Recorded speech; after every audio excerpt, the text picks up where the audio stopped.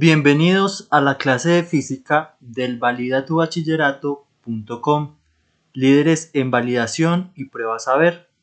Mi nombre es Kevin Daniel Restrepo Ángel y los estaré acompañando en la clase número 1 de física. Primero, ¿qué es la física? Es la ciencia que estudia los componentes fundamentales y se preguntarán, ¿cuáles son esos componentes fundamentales? Pues esos componentes fundamentales son el universo, el cual podemos entender como la totalidad del espacio y del tiempo, de todas las formas de la materia, la energía, el impulso, las leyes y las constantes físicas que los gobiernan. Y justamente la física se encarga de estudiar todo eso, la materia, la energía, el tiempo, las leyes, las constantes, porque el universo es algo cíclico, el universo aún se encuentra en expansión. Nuestro planeta es joven a comparación de la cantidad de años que tiene el universo. Ya si hablamos de estudiar el universo, hablaríamos de una disciplina como la cosmología o la astronomía, pero la física entonces está encargada de las leyes que rigen el universo, de cómo la gravedad es la que permite que puedan girar los planetas, de cómo pueden existir agujeros negros, de cómo pueden existir constelaciones. Eso es lo que explica la física a partir de las leyes, de los fundamentos, cómo es que se forman estos grandes misterios en el universo. Luego tenemos la energía, que a pesar de que conocemos que energía tiene diferentes significados, en la física la conoceremos como la capacidad para realizar un trabajo. ¿Esto qué hace referencia? No es tanto a la energía eléctrica que conocemos comúnmente, sino que los cuerpos consumimos cierta cantidad de energía para hacer nuestras tareas diarias, para levantarnos de la cama, para hacer presión en contra de la ley de la gravedad. Eso consume cierta energía en nuestro cuerpo, mover nuestras manos, mover nuestras articulaciones. No hablamos de energía electromagnética, hablamos más de la energía que requiere nuestro cuerpo para que haya ciertas funciones y de cómo esta energía nos permite evadir ciertas leyes del universo, como lo es la de la gravedad. Cuando hablamos de espacio-tiempo, es entonces la medida que los seres humanos le hemos dado al universo. Si bien no somos la primera especie ni la última en estar en este universo, fuimos la que le dimos cierto orden. El tiempo nos permite, es una medida que los seres humanos inventamos para poder medir la estancia de las cosas, para poder medir la prevalencia o lo efímero de las cosas. Esa es la función que el ser humano le dio al tiempo y a través de la física explicamos qué es el tiempo, el paso de los días, el paso de las horas, cómo funcionan los planetas alrededor del tiempo que nosotros mismos hemos diseñado, que nosotros hemos dado estructura. Y por último tenemos las interacciones fundamentales. Estas interacciones nos hablan más de las fuerzas fundamentales. ¿Y qué son esas fuerzas fundamentales? Son las que a un nivel atómico le permite al universo funcionar. Hablamos de la fuerza nuclear fuerte, de la fuerza electromagnética, de la fuerza nuclear débil y de la fuerza gravitatoria, que exactamente son esas fuerzas que solo los átomos sienten sobre ellos, pero que sin ellas no podría existir un orden en el universo. Sin la fuerza gravitacional, todos los objetos simplemente estarían flotando en la nada. Es la fuerza gravitacional que empieza en los átomos y que se va haciendo más y más grande la que permite hoy en día que nuestro planeta sea una semiesfera, ¿listo? Sobre la cual podamos estar pisados y estemos atados al suelo. Eso es lo que explica la ciencia. La ciencia es en la matemática una de las ramas más grandes. ¿Por qué? Porque la física abarca demasiados rangos y tiene demasiadas aplicaciones. Por lo mismo, porque la física busca entender el universo. Y vamos a explorar de manera muy específica cuáles son entonces esas leyes que la física trata de entender. ¿Cómo podemos entonces nosotros, a partir de fundamentos de la física, entender el universo que nos está rodeando? Y antes de que comencemos a comprender el universo y cómo lo entendemos de la física, pues debemos saber cómo medirlo. Ya hablamos de que el espacio-tiempo es una medida que los seres humanos le dimos al universo. ¿Cómo medirlo? Pues entonces existen unidades de medidas que se plantearon desde la física. Tenemos el tiempo, la longitud, la intensidad de corriente eléctrica, la cantidad de sustancia, la masa y la temperatura. Estas son unidades fundamentales y todas tienen una relación matemática, ¿cierto? También hablamos de que existe el Sistema Internacional de Medida, que nos habla de cuál es la medida que vamos a siempre usar, sin importar dónde nos encontremos, ¿listo? Y esas vamos a irlas descubriendo. Por ejemplo, para el tiempo hablamos que la unidad de medida es el segundo. Para la longitud hablamos que la unidad de medida es el metro. Para la intensidad de corriente hablamos que la intensidad de medida es el amperio. Para la cantidad de sustancias, que este es un tema muy utilizado en química, hablamos que la cantidad de medida es las moles de soluto. Para la masa, que todos los días interactuamos con objetos que tienen masa, hablamos entonces que es los gramos. Y para la temperatura existe un sistema especial. Nosotros estamos acostumbrados a trabajar con los grados Celsius, pero los grados Celsius no contemplan en él un cero absoluto, mientras que el Kelvin sí contempla un cero absoluto. El cero Kelvin es un cero absoluto, es un frío en donde las partículas han dejado de moverse. Y entonces la temperatura la vamos a medir con los grados Kelvin, ¿listo? Este es el tema a trabajar del día de hoy, las unidades de medida. Vamos a ver para qué son, para qué son y cómo aplicarlo, ¿listo? Vamos a utilizar el método de conversión de unidades, que a partir de ahora nos va a ser muy útil para poder movernos entre las diferentes unidades que tenemos. Por ejemplo, para el tiempo existen no solo los segundos, también existen las horas, los minutos, los días, los años. Para la longitud no solo existen los metros, existen los kilómetros, los centímetros, los decámetros, los hectámetros y demás. Para la intensidad de corriente eléctrica no solo existen los amperios, sino que también existen los voltios, los joules y demás. Para la cantidad de sustancia, esta sí ha sido muy definida como los moles de soluto. Vamos a ver por qué también. Para la masa existen los kilogramos, los gramos, los decagramos, los decigramos y demás. Y para la temperatura, sí está más establecida en tres, en los Kelvin, en los Celsius y en los Fahrenheit. ¿Listo? Esa escala siempre se mueve entre esas tres y vamos a descubrir cómo poder variar en cualquiera de las tres. Entonces, comencemos. El tiempo. El tiempo es una magnitud física que mide la duración o separación de acontecimientos. ¿Listo?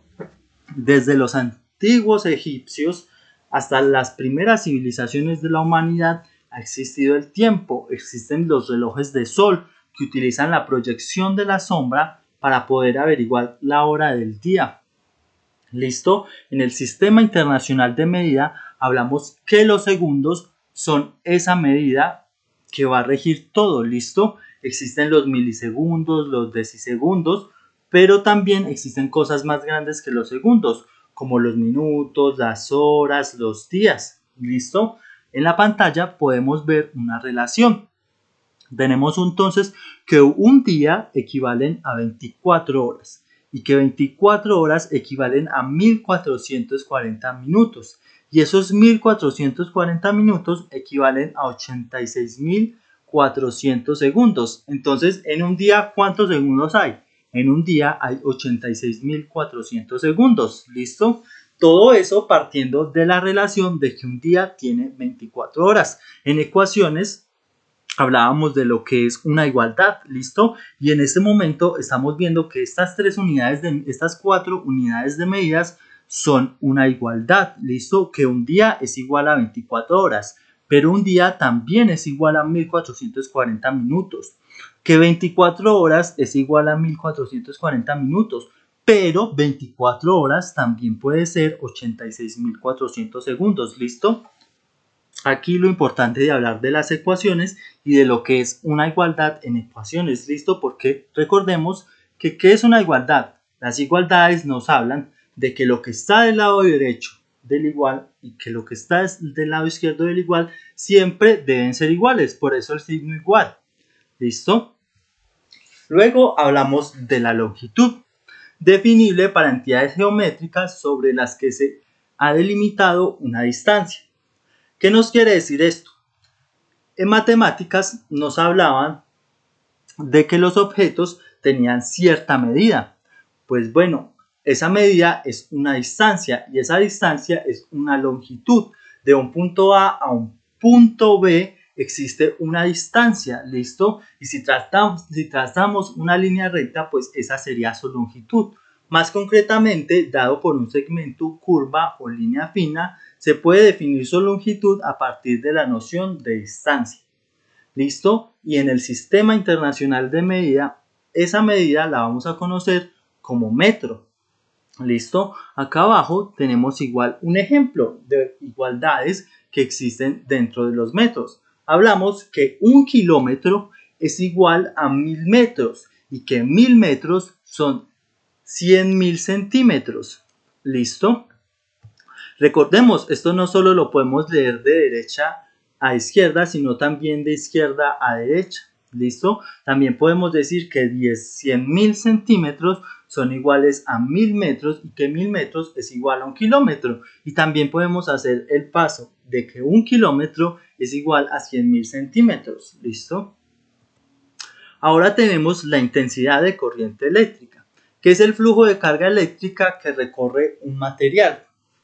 ¿Listo? Y lo vamos a conocer como el amperio. Cuando hablábamos de física decíamos que existía la energía y que la energía es la fuerza que necesita un cuerpo. ¿Listo?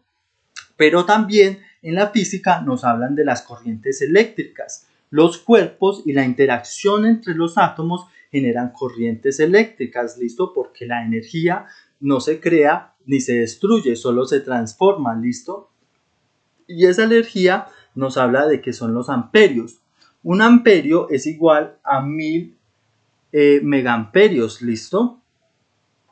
Esta unidad no la vamos a utilizar tanto durante el curso, pero es importante que la reconozcamos, ¿listo? Y que sepamos cómo hacer su conversión. También hablamos de la cantidad de sustancia. Es proporcional al número de entidades elementales presentes. Hablamos de moles. Y estas nos dicen entonces, cuando nos hablan de entidades elementales, nos hablan de la tabla periódica. ¿Listo? En la tabla periódica podemos encontrar entidades elementales, que sin ser moléculas son moléculas que han formado elementos como el carbono, el hidrógeno, el oxígeno, el oro, la plata, etc. Todo esto son entidades elementales, ¿listo? Y el número de ellas presentes en algo las hablamos como moles, ¿listo? Luego tenemos la masa, que expresa la inercia o resistencia al cambio de movimiento de un cuerpo. ¿Por qué nos habla así la física? La física nos habla entonces que la masa de un cuerpo es la que lo sujeta. ¿Listo? Todos los cuerpos, nuestro estado natural es encontrarnos en inercia. Una caja no se mueve por sí sola, ¿listo? Una silla no se mueve por sí sola. Y esos objetos tienen una masa y esa masa es la que los hace permanecer en inercia.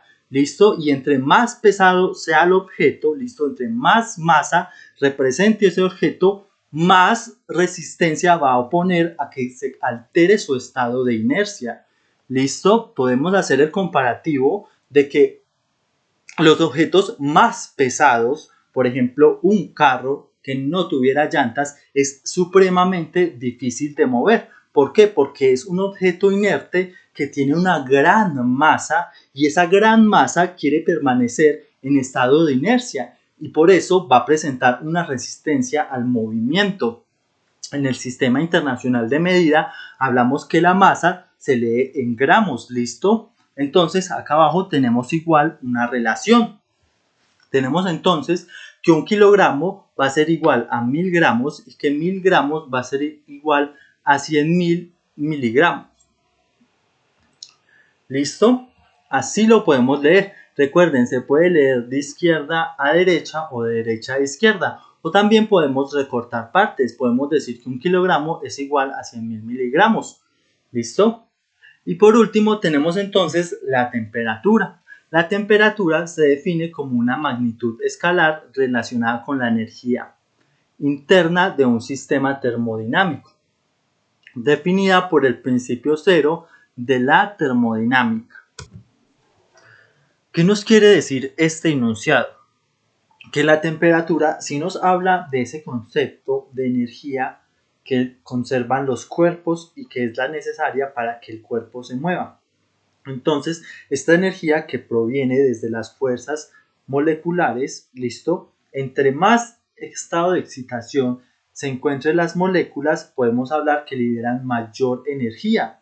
Por lo general, este estado de excitación corresponde a temperaturas más altas y entre menos estado de excitación tengan estas moléculas, entonces vamos a hablar de que existen temperaturas más bajas.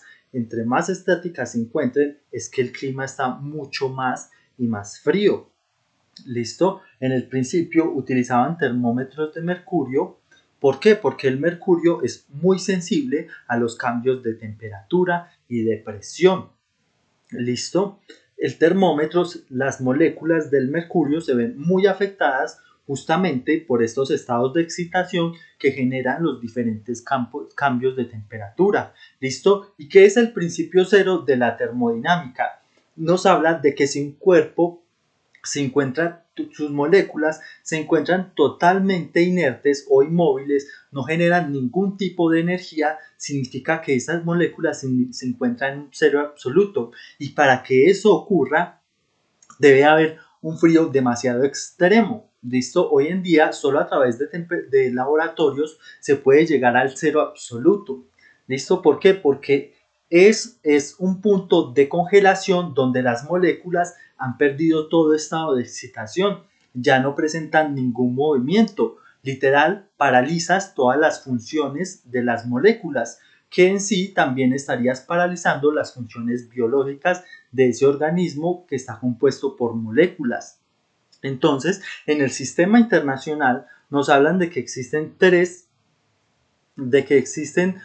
medidas correctas para la temperatura, pero en la que existe un cero absoluto es el Kelvin. El 0 Kelvin es el cero absoluto de la temperatura, ¿listo? Por eso es considerada como por el Sistema Internacional de Medida como la medida más estándar, ¿listo? También existen los grados Fahrenheit y los grados Celsius, pero el Kelvin no tiene grados, ¿listo?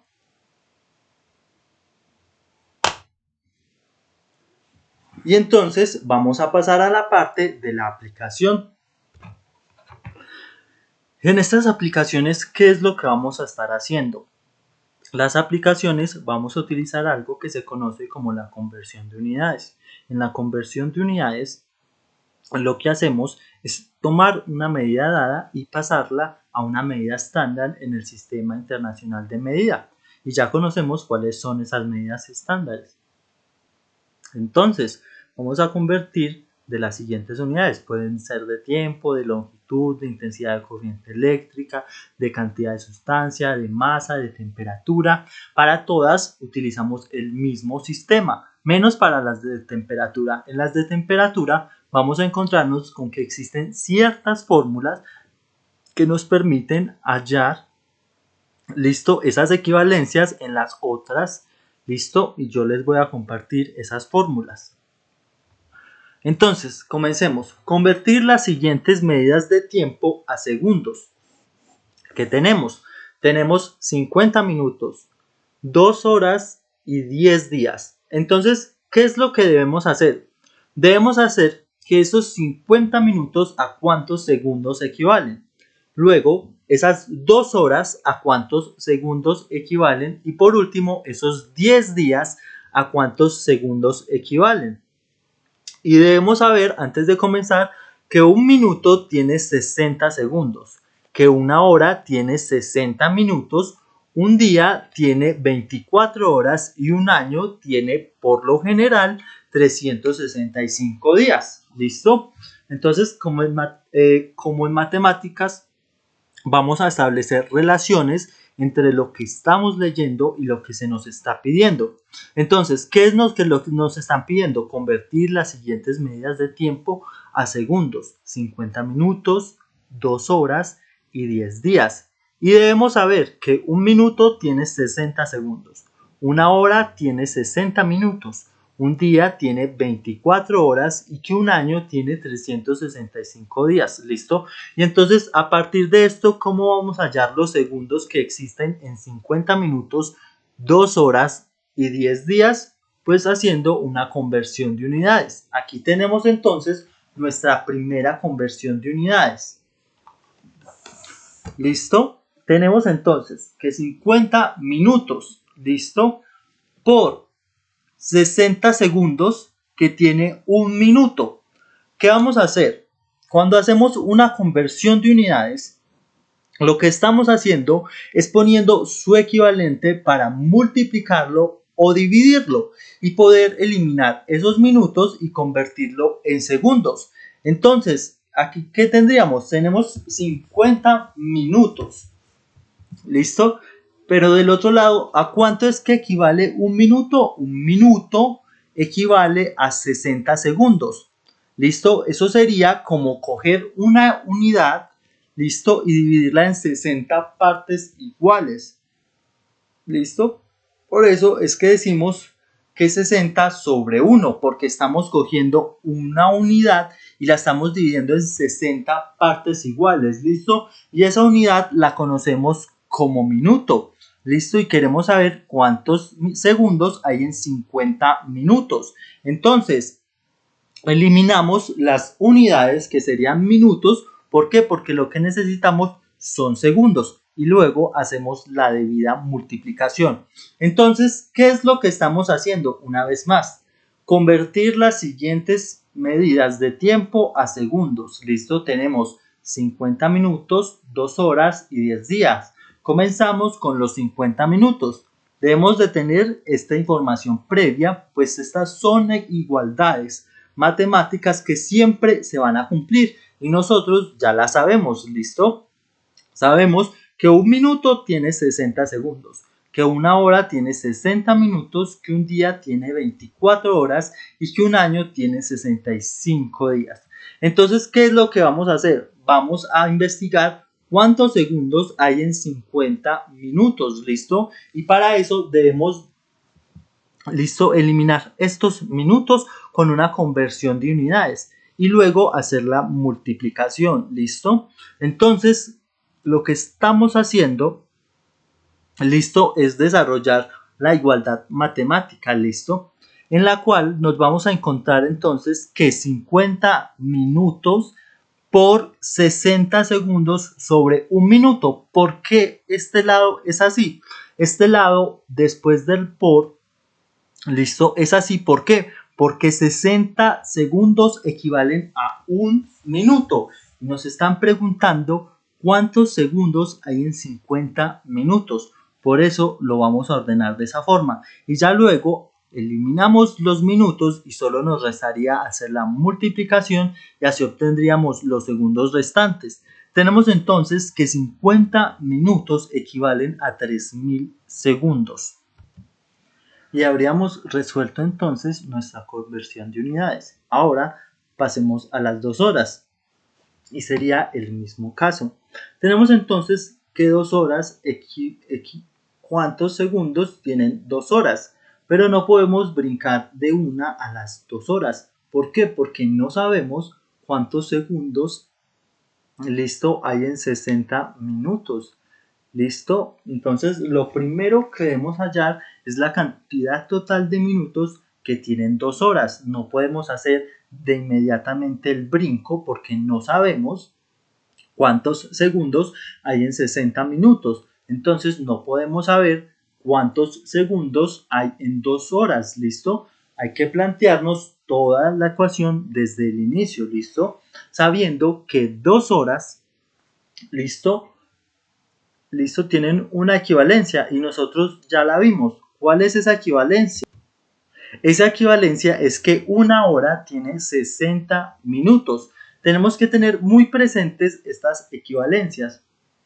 ¿Por qué? Porque estas equivalencias ya existen, ya están dadas. Cotidianamente miramos el reloj y vemos que siempre se cumplen estas igualdades. Que una vez el reloj marca los 60 minutos significa que ya ha transcurrido una hora. ¿Listo? Que una vez el segundero marca los 60 segundos, quiere decir que ya ha transcurrido el minuto. ¿Listo? Estas equivalencias ya están establecidas en el tiempo. Por eso la debemos tener muy presentes y siempre nos será muy útil a la hora de hacer esta conversión de unidades en el tiempo.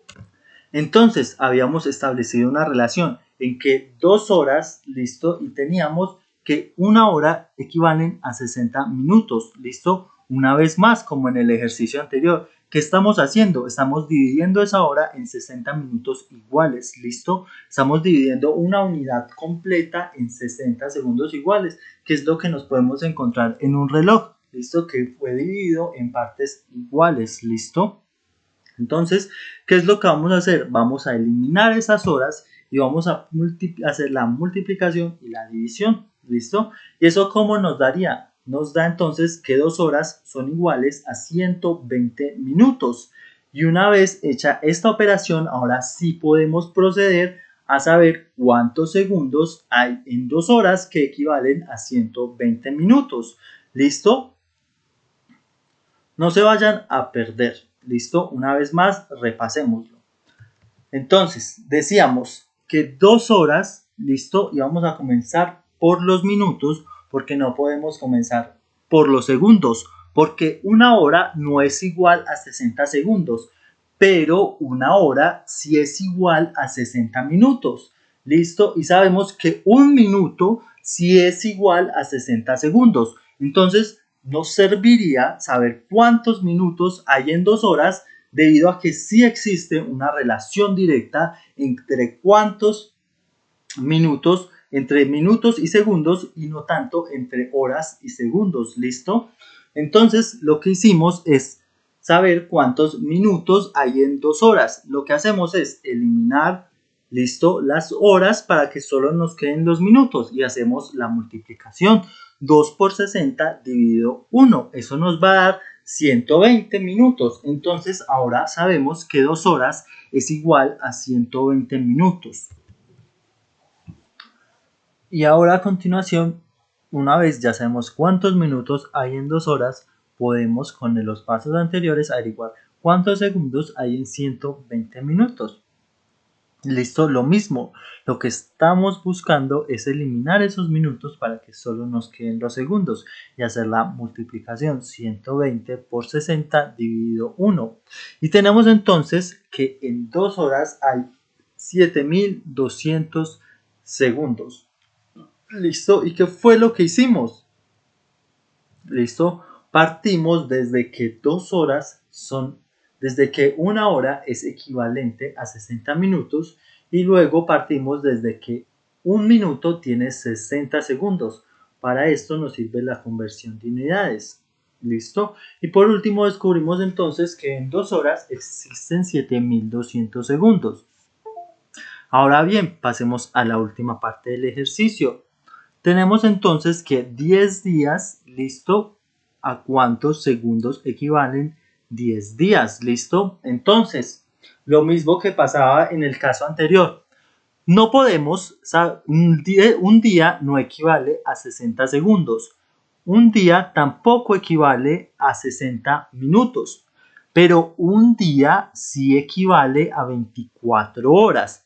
Entonces, vamos a pasar desde los días a horas, luego a minutos y por último a segundos. ¿Listo? No podemos hacer el brinco. ¿Por qué? Porque un día no tiene 60 segundos. ¿Listo? Si supiéramos cuántos segundos tiene un día, sí podríamos hacer directamente la operación. Pero en este momento la vamos a hacer paso por paso para que siempre sepamos cómo hacerlo. ¿Listo? Cuando no tengamos una unidad de medida establecida, sino la que ya conocemos. Entonces sabemos que un día equivale a 24 horas. Entonces, primero vamos a averiguar ¿cuántas horas hay en 10 días? Entonces, lo mismo, vamos a dividir ese día en 24 horas exactas. Listo, el reloj marca las 24 horas. Listo, en 2 circunferencias. Listo. Y entonces, ¿qué vamos a hacer? Estamos buscando eliminar esos días, listo, para que solo nos queden en horas.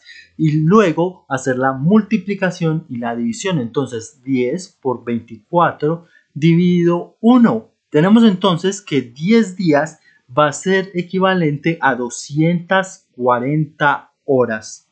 ¿Listo? Pasamos de que un día tiene 24 horas a que 10 días tienen 240 horas. Perfecto. Ahora ya sabemos cuántas horas tiene un día.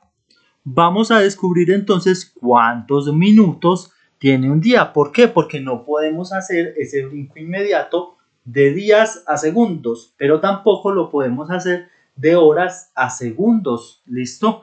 Pero sí de minutos a segundos. ¿Listo? Por eso estamos reduciendo más y más la unidad hasta poder tener una equivalencia que ya conocemos. Entonces tenemos que 240 horas, listo, ¿cuántos minutos tiene? Partimos desde que una hora tiene 60 minutos, entonces necesitamos hacer una multiplicación, entonces y eliminar las horas. 240 por 60 dividido 1. Entonces tenemos que 240 horas equivalen a 14.400 minutos. Y ahora sí podemos saber cuántos segundos hay en 10 días. Ya sabemos entonces que 10 días tienen 240 horas y que además 10 días tienen 14.400 minutos. Pero 10 días, ¿cuántos segundos tendrán? ¿Listo? Y ahora que sí sabemos cuántos minutos tiene 10 días, podemos pasar a cuántos segundos tiene 10 días. ¿Listo? Entonces eliminamos los minutos y hacemos la multiplicación. Tenemos entonces que 14.400 por 60 segundos dividido 1. Al final, 14.400 minutos van a ser igual a 864.000 segundos. Y acabamos de descubrir entonces cuántos segundos hay en 10 días. Tiene un total de 864.000 segundos. ¿Por qué? Porque tiene 14.400 minutos y al mismo tiempo tiene 240 horas. Para esto nos sirve la conversión de unidades. ¿Listo? Recordemos que el segundo es la unidad que nos plantea el Sistema Internacional de Medida y que siempre debemos llevarla a segundos para poder trabajarla. Cuando nos hablen del tiempo, siempre vamos a buscar llevarlo a segundos para que los podamos trabajar. ¿Listo? Entonces, por último, descubrimos que 10 días equivalen a 240 horas, que esos 240 horas equivalen a 14.400 minutos y que esos 14.400 minutos equivalen a 864.000 segundos. ¿Listo? Y también, por toda la conversión que hemos hecho, podemos decir entonces que 10 días equivale a 864.000 segundos. Ahora pasemos a convertir las siguientes unidades de longitud.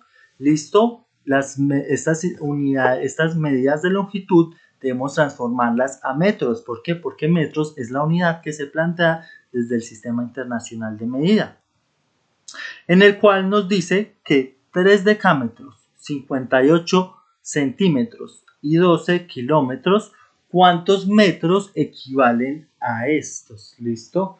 ¿Cuántos metros equivalen 3 decámetros? ¿Cuántos metros equivalen 58 centímetros? ¿Cuántos metros equivalen 12 kilómetros? ¿Listo? Debemos tener algo presente, así como con el tiempo, que debíamos de tener presentes sus equivalencias, pues igual con los metros. Debemos saber que un decámetro tiene 10 metros, que un metro tiene 100 centímetros y que un kilómetro tiene 1000 metros. ¿Listo? Estas equivalencias siempre nos van a ayudar a establecer en la conversión de unidades cuáles son sus unidades. ¿Listo? Si en el caso anterior no hubiéramos sabido, como acá, que un minuto tiene 60 segundos, pues no hubiéramos podido hacer esta conversión de unidades. Y si tampoco sabíamos que una hora tiene 60 minutos, pues no hubiéramos podido hacer esta conversión de unidades. Pero saber esas referentes, esas igualdades, listo, es la que nos permite realizar la conversión de unidades de manera correcta. Listo, entonces pasemos al primer ejercicio. Tenemos que 3 decámetros, listo, ¿cuántos metros son? Entonces sabemos, listo, sabemos que un decámetro tiene 10 metros. Entonces, un decámetro son 10 metros, listo. Necesitamos eliminar esos decámetros, listo, y que solo nos quede metro y hacer la multiplicación, listo.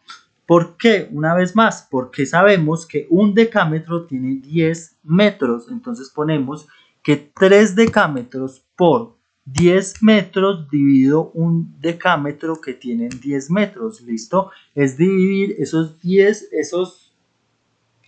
metros en 10 partes iguales, ¿listo? Y cada una de esas partes equivale a un decámetro. ¿Listo? Una vez eliminada la unidad, tenemos entonces que 3 decámetros van a ser igual a 30 metros, ¿listo? Ahora bien, 58 centímetros, ¿a cuántos metros equivale? ¿Listo? Ahora lo ven diferente. ¿Por qué? Porque la relación es diferente. Decimos entonces que 58 centímetros, ¿listo? ¿A cuántos metros equivalen? Nosotros sabemos que un metro, ¿listo? Un metro equivale a 100 centímetros, ¿listo? Entonces, ya sabemos esa información. ¿Y por qué esta vez no va de forma viceversa? Porque recordemos que primero lo que queremos eliminar son estos centímetros. ¿Listo? Y segundo, listo, que ese metro se va a dividir en 100 partes iguales. ¿Listo? No que esas 60 partes forman una unidad. No, en esta es el caso contrario. Estábamos viendo aquí, ¿listo? Que 10, listo, 10 iba a formar una unidad completa, ¿listo? Pero en este caso, 1 se va a dividir en 100 partes iguales, ¿listo? Como las horas, 24 horas al reunirse juntan un solo día, ¿listo? Entonces, y viceversa, un día se divide en 24 horas, ¿listo? Lo mismo, un metro, ¿listo? Se divide en 100 centímetros y 100 centímetros se convierten en un metro, ¿listo? Y en este caso, ¿qué necesitamos? Necesitamos que ese metro se divida en 100 centímetros. Por eso vamos a realizar una multiplicación.